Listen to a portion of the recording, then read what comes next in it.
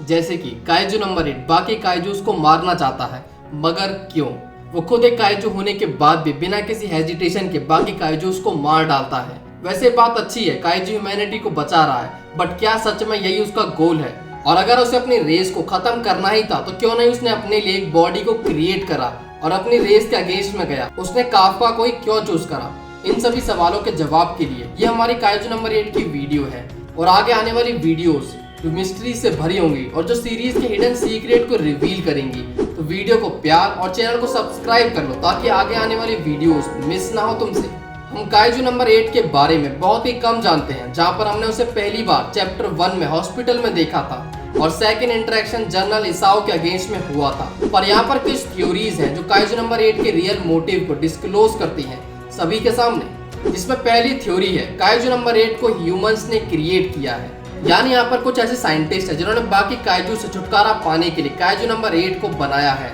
यानी पहले इस काइजू को बनाया गया और उसे इस तरह से ट्रेन करा कि वो बाकी काइजूस को खत्म करे। इसलिए वहां से एस्केप करके एक कंपैटिबल यूजर की तलाश में निकल गया और फिर उसे मिलता है काफ्का, जो किसी न किसी तरह से उसके स्टैंडर्ड्स पे फिट बैठता है। इसलिए उसने काफ्का की बॉडी पे कमांड ली।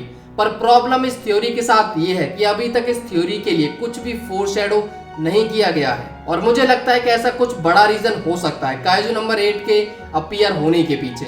सेकंड थ्योरी, काइजू नंबर 8 ही ट्रू विलन है सीरीज का। अगर नंबर 8 का मेन गोल काइजू को मारना ही था तो वो किसी भी यंग डिफेंस ऑफिसर को चूज कर सकता था जिसके साथ उसके चांसेस और ज्यादा अच्छे होते, बट उसने एक 32 इयर्स के आदमी को चुना जिसकी जवानी जा चुकी है, उसके फिजिकल एट्रीब्यूट्स भी इतने अच्छे नहीं है। वहीं पर डिफेंस फोर्स में बहुत सारे ऑफिसर्स हैं जो काफ्का से बेटर पावर होल्ड करते हैं, बट नंबर 8 ने काफ्का को इसलिए चूज करा क्योंकि वो काफ्का की वीक बॉडी पे इजीली कमांड ले सकता था। जिस तरह से काफ्का रेकलेसली काइजू में ट्रांसफॉर्म हो जाता है, इससे नंबर 8 के चांसेस बढ़ते हैं।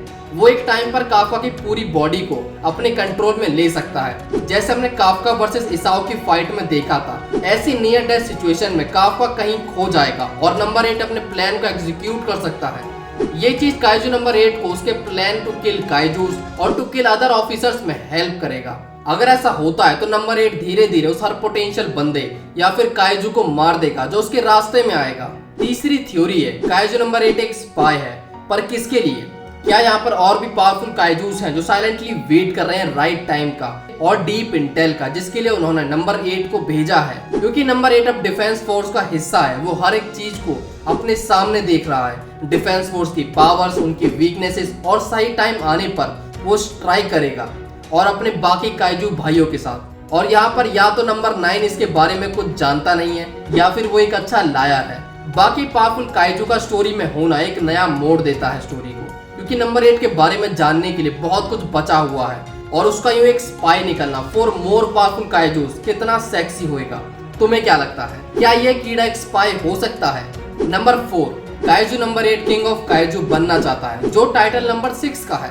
किंग ऑफ काइजू, ये टाइटल स्ट्रॉन्गेस्ट काइजू होल्ड करता है। जरूरी नहीं नंबर 6 ही हमेशा इस टाइटल को रखेगा।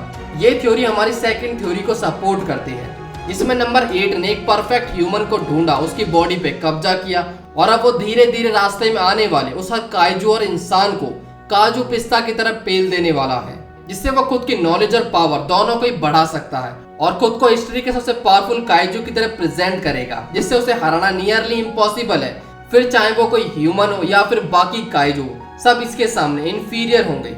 यहाँ पर यह कीड़ा शुरू करेगा एक न्यू काइजू एरा, जहाँ पर ह्यूमन को पेला जाएगा, उन्हें इम्पोस्टर की तरह मार किया जाएगा और वो बनेंगे स्लेव्स ऑफ दिस कीड़ा, यानी काइजू नंबर 8। लास्ट थ्योरी है नंबर 5, काइजू नंबर 8 ने काफ्का को रैंडमली नहीं चुना, उसके पीछे भी एक प्रॉपर रीजन है। काइजू काफ्का के क्लेम को पहले से जानता है और काफ्का ही एक अकेला ऐसा बंदा है जो उसके प्लान को पूरा कर सकता है by unlocking his real potential.